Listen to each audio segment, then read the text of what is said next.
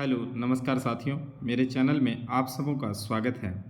पिछले वीडियो में हम लोगों ने देखा था रॉलेट एक्ट और जालियांवाला बाग हत्याकांड, साथ ही खिलाफत एवं असहयोग आंदोलन। जो लोग नहीं देखे हैं उस वीडियो को जाके डिस्क्रिप्शन में लिंक है, जाकर देख लें। आज हम लोग का टॉपिक है स्वराज पार्टी, कांग्रेस का लाहौर अधिवेशन एवं पूर्ण स्वराज प्रस्ताव, साथ ही साइमन कमीशन और सविनय अवज्ञा आंदोलन। तो चलिए हम लोग बिना देर किए शुरू करते हैं। इसमें सबसे पहला प्रश्न है कि स्वराज पार्टी को किसने स्थापित किया था। तो देखिए, स्वराज पार्टी की जो स्थापना किया था CR दास तथा मोतीलाल नेहरू। CR दास का तात्पर्य है चितरंजन दास। अगला नोट है कि स्वराज पार्टी की स्थापना मार्च 1923 ईस्वी में की गई थी। तो स्वराज पार्टी की स्थापना कब हुई थी? मार्च 1923 ईस्वी में। और इसके CR दास, चितरंजन दास जो हैं इसके अध्यक्ष थे एवं मोतीलाल नेहरू इसके महासचिव चुने गए थे। अगला प्रश्न है कि स्वराज पार्टी के गठन के लिए किस कांग्रेस अध्यक्ष ने पद से त्यागपत्र दे दिया था। तो स्वराज पार्टी के गठन के लिए जो है CR दास ने अपने अध्यक्ष पद से त्यागपत्र दे दिया था। अगला प्रश्न है कि देश बंधु के नाम से कौन प्रसिद्ध है। तो देखिए, देश बंधु के नाम से चितरंजन दास प्रसिद्ध है। अगला प्रश्न है कि स्वराज पार्टी का गठन किस आंदोलन की असफलता के पश्चात हुआ। तो स्वराज पार्टी का जो गठन हुआ था ये असहयोग आंदोलन के असफलता के कारण स्वराज पार्टी की स्थापना हुई थी। अगला प्रश्न है कि नवंबर 1924 में महात्मा गांधी, CR दास तथा मोतीलाल नेहरू के मध्य एक महत्वपूर्ण समझौता हुआ जिसे किस नाम से जाना जाता है। तो यह महत्वपूर्ण समझौता को गांधी दास पैक्ट के नाम से जाना जाता है। तो देखिए, यह जो गांधी दास पैक्ट है इसमें महात्मा गांधी और चितरंजन दास तथा मोतीलाल नेहरू के मध्य नवंबर 1924 ईस्वी में एक समझौता हुआ था जिसे गांधी दास पैक्ट कहा जाता है। आगे नोट है कि वर्ष 1925 में विट्ठल भाई पटेल को सेंट्रल लेजिस्लेटिव असेंबली का प्रथम भारतीय अध्यक्ष चुना गया था। तो लेजिस्लेटिव असेंबली का प्रथम भारतीय अध्यक्ष 1925 ईस्वी में बना था विट्ठल भाई पटेल। अगला प्रश्न है कि दिसंबर 1929 ईस्वी में कांग्रेस के लाहौर अधिवेशन की अध्यक्षता किसके द्वारा की गई थी।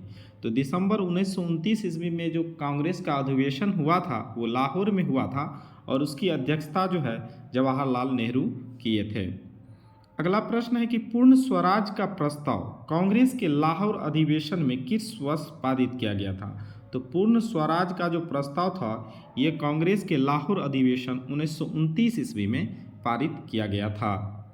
आगे नोट है कि लाहौर अधिवेशन में 31 दिसंबर 1929 की मध्य रात्रि को रावी नदी के तट पर कांग्रेस के अध्यक्ष जवाहरलाल नेहरू ने भारतीय स्वतंत्रता का प्रतीक तिरंगा झंडा फहराया था। तो सबसे पहले तिरंगा झंडा फहराया था जवाहरलाल नेहरू ने और यह फहराया गया था लाहौर अधिवेशन में 31 दिसंबर 1929 ईस्वी की मध्य रात्रि को रावी नदी के तट पर। अगला प्रश्न है कि कांग्रेस कार्य समिति द्वारा पूर्ण स्वाधीनता दिवस किस दिन मनाया जाता है। तो कांग्रेस कार्य समिति द्वारा पूर्ण स्वाधीनता दिवस 26 जनवरी 1930 को मनाया जाता है। अगला प्रश्न है कि नेहरू रिपोर्ट कांग्रेस के किस अधिवेशन में निरस्त घोषित कर दी गई। नेहरू रिपोर्ट जो है कांग्रेस के लाहौर अधिवेशन 1929 ईस्वी में इसे निरस्त घोषित कर दी गई थी। आगे नोट है कि 17 नवंबर 1921 को प्रिंस ऑफ वेल्स के भारत आगमन पर संपूर्ण भारत में सार्वजनिक हड़ताल का आयोजन किया गया। तो देखिए, 17 नवंबर 1921 ईस्वी को प्रिंस ऑफ वेल्स भारत आए थे जिसका संपूर्ण भारत में सार्वजनिक हड़ताल किया गया था। टॉपिक है हमारा साइमन कमीशन। साइमन कमीशन को हिंदी में हम लोग कहते हैं श्वेत कमीशन। श्वेत कमीशन को किस वर्ष नियुक्त किया गया था। तो देखिए, श्वेत कमीशन को वर्ष 1927 ईस्वी में नियुक्त किया गया था। अगला प्रश्न है कि साइमन कमीशन का गठन क्यों किया गया था। साइमन कमीशन का गठन भारत शासन अधिनियम 1919 जिसको हम लोग कहते हैं मोंटग्यू चेम्सफोर्ड सुधार के समीक्षा के लिए किया गया था। अगला प्रश्न है कि भारतीयों ने साइमन कमीशन का बहिष्कार क्यों किया था। देखिए, भारतीयों ने साइमन कमीशन का बहिष्कार इसलिए किया था क्योंकि उसमें कोई भी भारतीय सदस्य नहीं था। अगला है कि साइमन कमीशन के विरोध में हुए लाठीचार्ज में लाला लाजपत राय घायल हुए तथा कुछ दिन बाद उनकी मृत्यु हो गई। तो साइमन कमीशन का जब विरोध कर रहे थे लाला लाजपत राय, तो उस समय उसके ऊपर लाठीचार्ज हुआ था जिसमें वो कुछ दिन तक घायल रहे, उसके बाद उनकी मृत्यु हो गई। अगला प्रश्न है कि पंजाब केसरी की उपाधि किसे दी गई थी। पंजाब केसरी की उपाधि लाला लाजपत राय को दिया गया था। अगला प्रश्न है कि साइमन कमीशन की नियुक्ति किसने की थी। तो साइमन कमीशन की नियुक्ति जो किए थे बर्केन हेड ने। बर्केन हेड जो है, इन्होंने साइमन कमीशन की नियुक्ति किया था। अगला प्रश्न है कि साइमन कमीशन को किस अन्य नाम से जाना जाता है। साइमन कमीशन को श्वेत कमीशन भी कहा जाता है, व्हाइट कमीशन।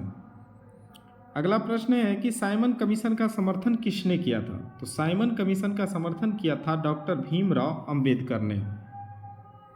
अगला प्रश्न है कि साइमन आयोग की नियुक्ति के समय किसके द्वारा भारतीयों के समक्ष सर्वसम्मति से संविधान बनाने की चुनौती रखी गई थी।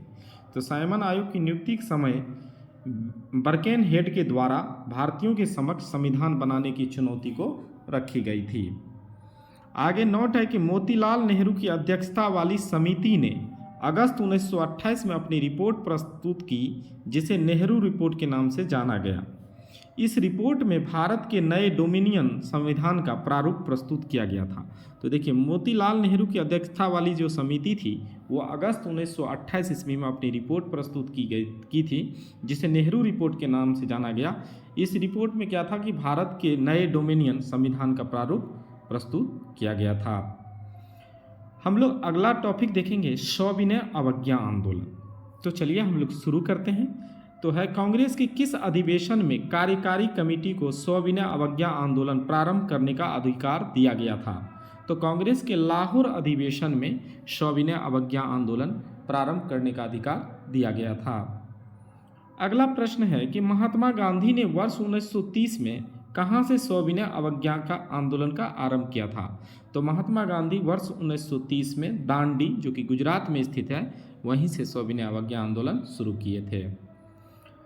आगे नोट है कि सविनय अवज्ञा आंदोलन के अंतर्गत गांधी जी ने अपने 78 अनुयायियों के साथ 12 मार्च 1930 को साबरमती आश्रम से यात्रा प्रारंभ की तथा 6 अप्रैल 1930 को दांडी पहुंचकर यात्रा समाप्त की।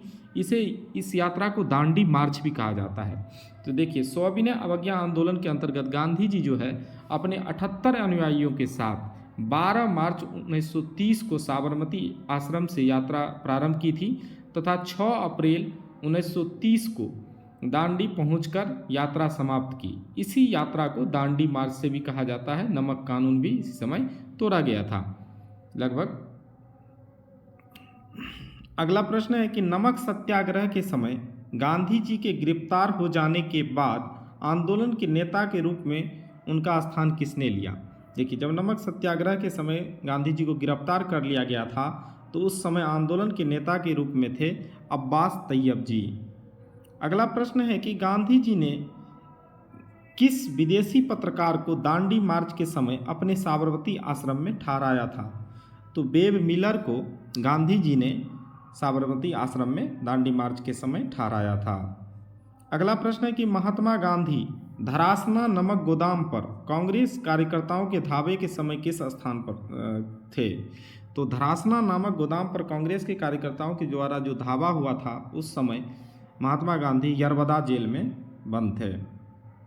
अगला प्रश्न है कि खान अब्दुल गफ्फार खां ने लाल कुर्ती आंदोलन प्रारंभ किया था। लाल कुर्ती आंदोलन किसने प्रारंभ किया था। खान अब्दुल गफ्फार खां, जिसका मुख्य उद्देश्य अंग्रेजों को भारत से बाहर निकालना था। अगला प्रश्न है कि आचार्य विनोबा भावे किस आंदोलन में शामिल होने के कारण प्रथम बार गिरफ्तार हुए थे। तो आचार्य विनोबा भावे सविनय अवज्ञा आंदोलन में शामिल होने के कारण प्रथम बार गिरफ्तार हुए थे। आगे नोट है कि गांधी ने सविनय अवज्ञा आंदोलन, सिविल डिसओबीडियंस की असफलता के बाद रचनात्मक कार्यक्रमों, क्रिएटिव प्रोग्राम्स को अत्यधिक महत्व दिया था। देखिए गांधी जी ने क्या किया था, सविनय अवज्ञा आंदोलन जब असफल हो गया था तो उन्होंने रचनात्मक कार्यक्रमों को अधिक महत्व दिया था।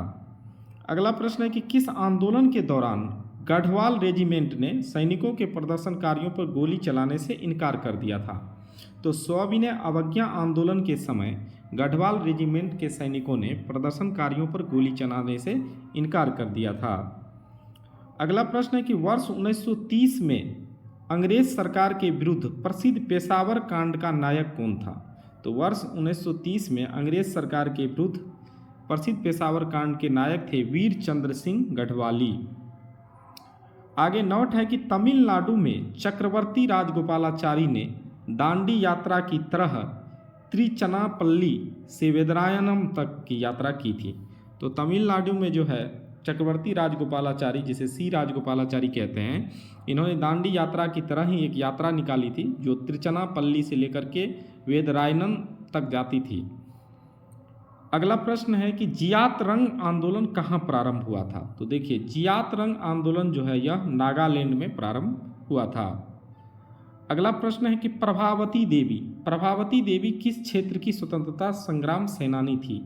तो प्रभावती देवी जो थी ये चंपारण की स्वतंत्रता संग्राम सेनानी थी, चंपारण जो कि बिहार में स्थित है। अगला प्रश्न है बेगूसराय के चौकीदारी टैक्स के विरुद्ध आंदोलन किस एक आंदोलन का भाग था। तो यह एक सविनय अवज्ञा आंदोलन का एक भाग था। आगे नोट है कि वर्ष 1930 में स्वाधीनता दिवस मनाने के पश्चात गांधी जी के नेतृत्व में सविनय अवज्ञा आंदोलन प्रारंभ किया गया था। तो स्वाधीनता दिवस मनाने के पश्चात जो है गांधी जी के नेतृत्व में सविनय अवज्ञा आंदोलन प्रारंभ किया गया था। धन्यवाद दोस्तों, वीडियो अच्छी लगी तो वीडियो को लाइक करें, शेयर करें और अगर नए हैं तो हमारे चैनल को सब्सक्राइब करें। धन्यवाद।